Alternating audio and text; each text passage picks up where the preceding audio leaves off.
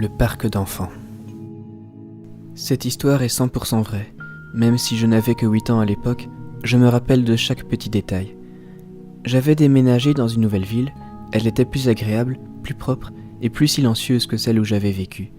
Pas le genre de ville où vous attendez à avoir des problèmes. Je dois insister sur le fait que c'était une petite ville tranquille, paisible.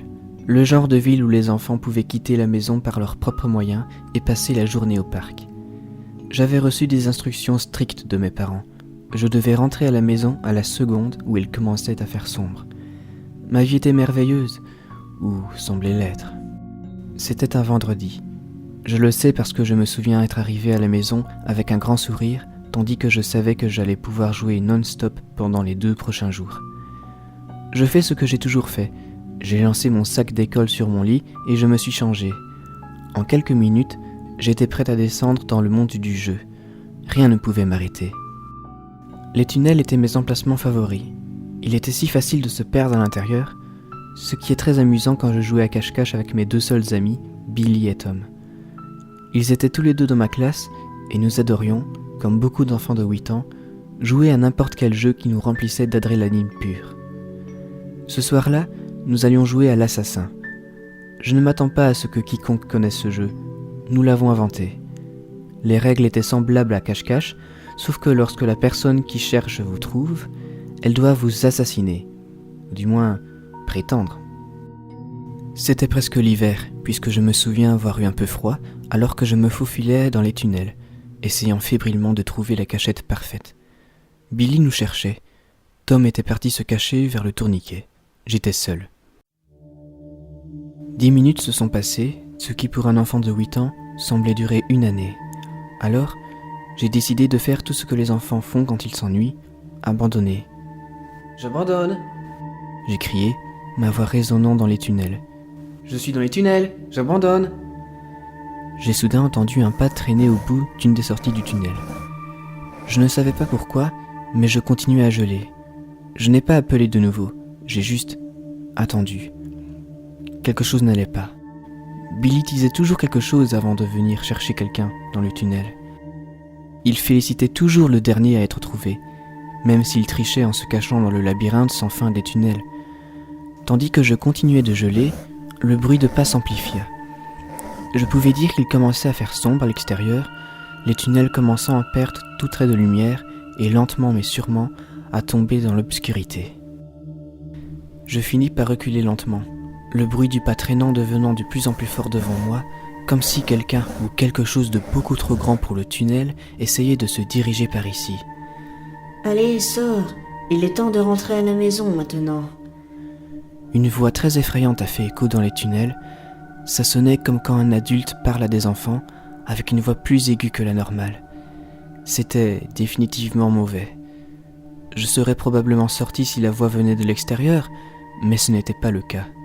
L'homme était à l'intérieur du tunnel. Pourquoi un adulte ramperait à l'intérieur ? Alors que le bruit devenait de plus en plus fort, le visage d'un vieil homme est apparu dans l'obscurité, en face de moi. Il avait des touffes de cheveux sales sur la tête et un regard déterminé de quelqu'un qui ne s'était pas lavé récemment. Il avait une barbe hirsute, couverte de terre. À la seconde où notre regard s'est croisé, il a juste souri, révélant ses dents sales qui avaient des taches brunes et noires qui les recouvraient entièrement. J'ai paniqué, je me suis retourné et me mis à courir à 4 pattes aussi vite que je le pouvais. Le bruissement derrière moi devenant de plus en plus fort et rapide. L'homme me pourchassait. J'ai couru à travers le labyrinthe pour ce qui semblait être une éternité et je me suis arrêté que lorsque mes jambes ont refusé d'aller plus loin. J'avais pris tellement de tournants et de virages que j'étais complètement perdu. « Je ne veux pas te faire de mal, je veux juste parler. » La voix résonna à travers les tunnels et je pouvais dire qu'il était à proximité. Je me suis pressé contre le mur d'un tunnel étroit et petit et j'ai écouté. L'homme a continué à faire des roucoulements doux, me suppliant de sortir et de me présenter à lui. Je suis resté dans ce tunnel pendant des heures, sans exagération. Même après que je l'ai entendu se maudire et se mettre en colère alors qu'il se frayait un chemin hors des tunnels, j'ai continué à attendre.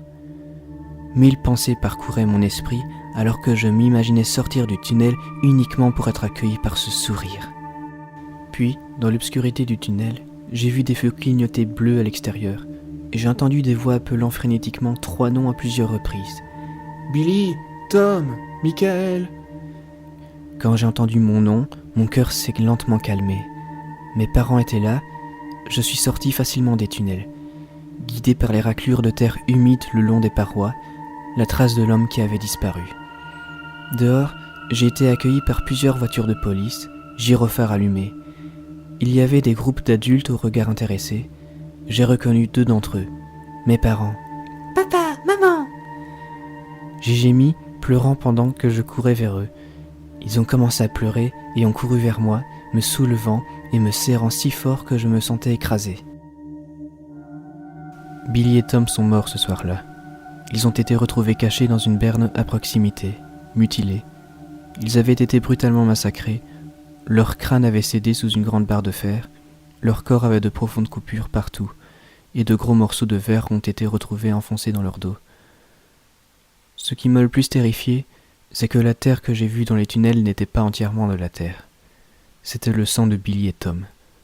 Après le massacre de mes 2 meilleurs amis et le contact visuel avec moi dans les tunnels, leur assassin m'a juste souri. Il avait gagné la partie.